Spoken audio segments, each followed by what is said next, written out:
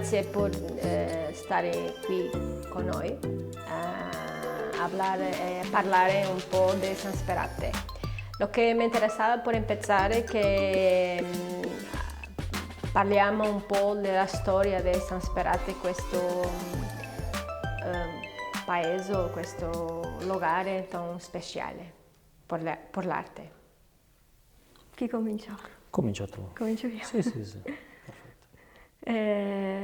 Anche noi ringraziamo la Biennale per l'invito, per aver invitato San Sperate, quindi tutta la comunità.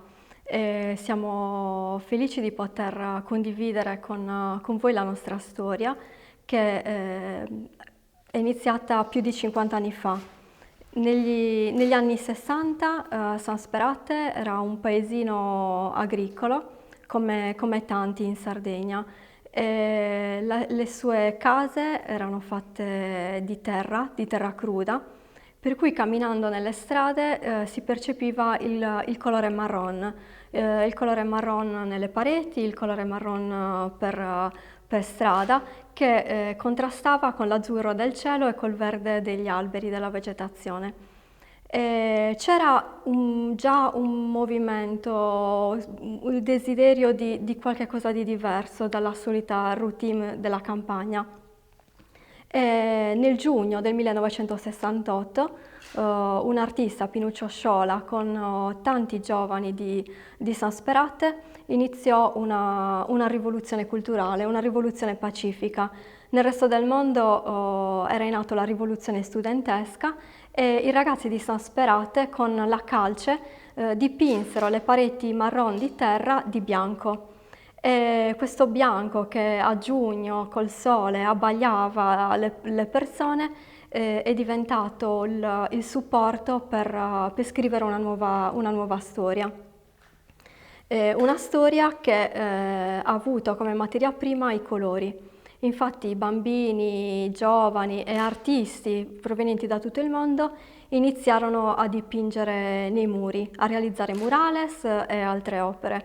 Per cui si iniziò a creare arte, a giocare con l'arte nello spazio pubblico, e questo continua ancora da 52 anni. Non so...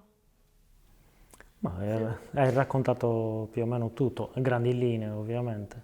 Vorrei giusto dire una cosa: le prime persone che hanno dipinto i muri erano delle donne, e questa è una cosa molto importante per la comunità di San Sperate, perché è stato un segnale proprio di riscatto e di cambiamento in un momento importante diciamo per il mondo intero. Se non ci fossero state queste donne sulle scale a dipingere, a cambiare il colore delle pareti, di questi elementi di separazione tra uno spazio privato chiuso e uno spazio pubblico, molto probabilmente San Sperate non sarebbe diventato quello che è diventato.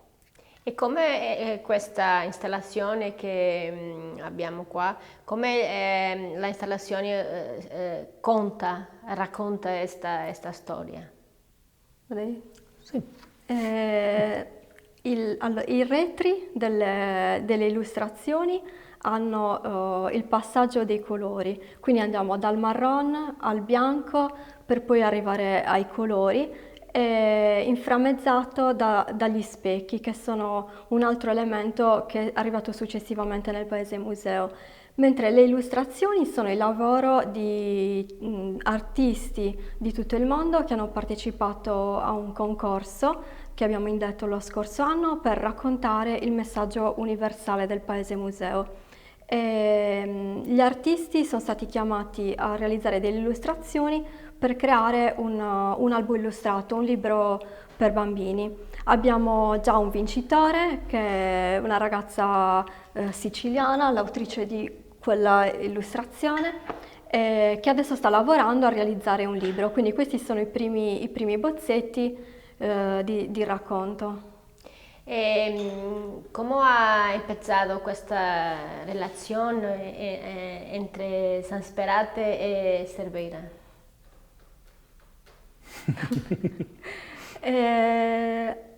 4 anni fa eravamo al mare per diciamo, riposarci e cambiare un po' d'aria perché era appena morto Pinuccio, il direttore artistico, e noi siamo andati al mare per pensare. E abbiamo ricevuto una telefonata dalla Biennale di Cervera per selezionare, per inviare degli artisti italiani alla Biennale di 4 anni fa. E così con un piccolo, diciamo, con uno scambio di mail, di telefonate è iniziata questa relazione. Abbiamo scritto insieme dei progetti europei che non sono stati finanziati, però tenacemente abbiamo deciso di invitarci reciprocamente in questi anni. Per cui noi abbiamo invitato la Biennale a una nostra manifestazione. 2 anni fa la Biennale ha invitato a San Sperate e abbiamo tenuto una conferenza. Abbiamo anche inviato per Educarte i disegni di 500 bambini di San Sperate qui a Cervera. Lo scorso anno abbiamo ospitato la collezione della Biennale nel Museo della Terra Cruda, con la mostra Territorios Imaginados, che ha consolidato la relazione. E poi c'è un'affinità tra le due comunità. Diciamo che lontani, a distanza di tanti chilometri, penso che l'esperienza di San Sperate e di Villanova di Cervera siano molto vicini e molto simili. Sì, assolutamente sì. Noi prendiamo da esempio a quello che succede qui a Villanova e credo che anche la nostra esperienza in qualche modo possa essere di spunto per quello che può succedere qua a Villanova.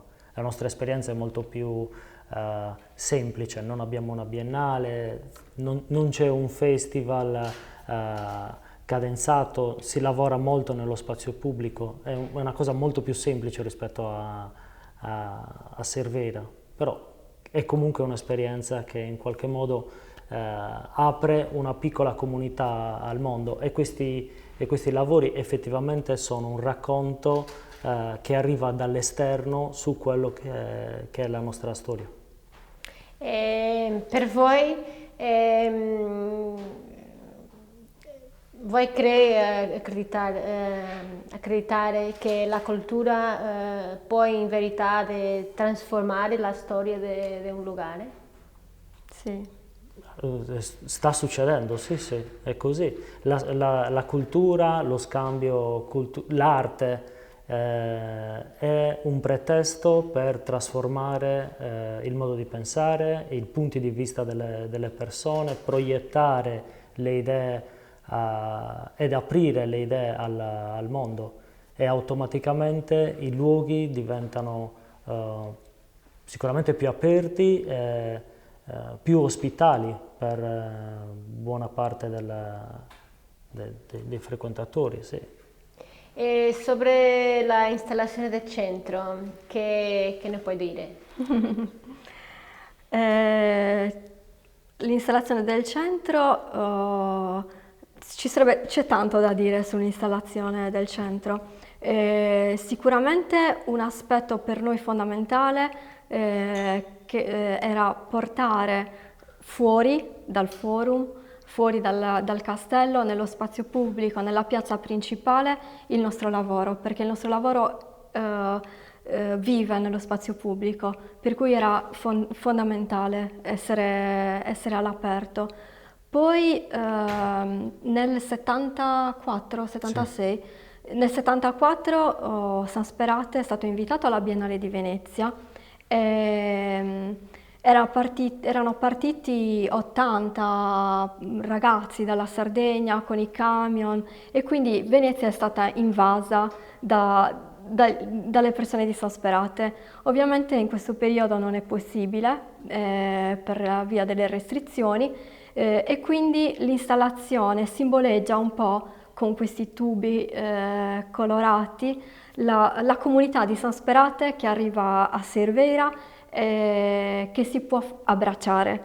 e quindi questi elementi rappresentano da un lato l'incontro tra la comunità di San Sperate e la comunità di Villanova di Cervera.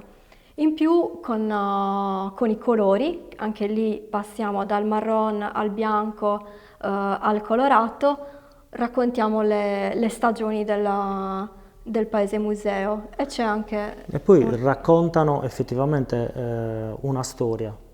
Attraversando questa piattaforma si sente il racconto, si attivano i tubi, questi cilindri colorati, e ognuno racconta con delle immagini o con delle parole quella che è la storia del paese museo. Che cosa immaginate per il futuro di San Sperate? Tanto lavoro, tanto lavoro da fare. Tanto lavoro, un futuro positivo perché, come prima hai chiesto, la cultura può influenzare una comunità. La risposta è sì, vediamo nei bambini tanto entusiasmo e tanta voglia di fare. E in più, grazie alla collaborazione, allo scambio con Villanova di Cervera, c'è stata una grande crescita nella nostra amministrazione. Ad esempio il Comune di San Sperate è parte attiva di questo progetto, non sono materialmente qua per tutti i problemi legati alla pandemia, però sono entusiasti di questa collaborazione, quindi vediamo già un gemellaggio ufficiale tra Villanova di Cervera e il Comune di San Sperate. E poi noi in questi anni abbiamo sempre parlato non solo di San Sperate, ma di l'intera Sardegna come centro internazionale di scambi e di confronti culturali. Per cui nel futuro vediamo questo, un'isola al centro del Mediterraneo che con semplicità, con tanta umiltà, accoglie artisti di tutto il mondo per crescere insieme. Sì. Che ti sembra? No, ha detto tutto, è fantastico. Grazie mille per questo momento e buona fortuna e tutto positivo per voi. Grazie. Grazie. Vogliamo ribadire i ringraziamenti per la Biennale e per tutta la comunità di Villanova di Cervera. Grazie. Grazie. Grazie.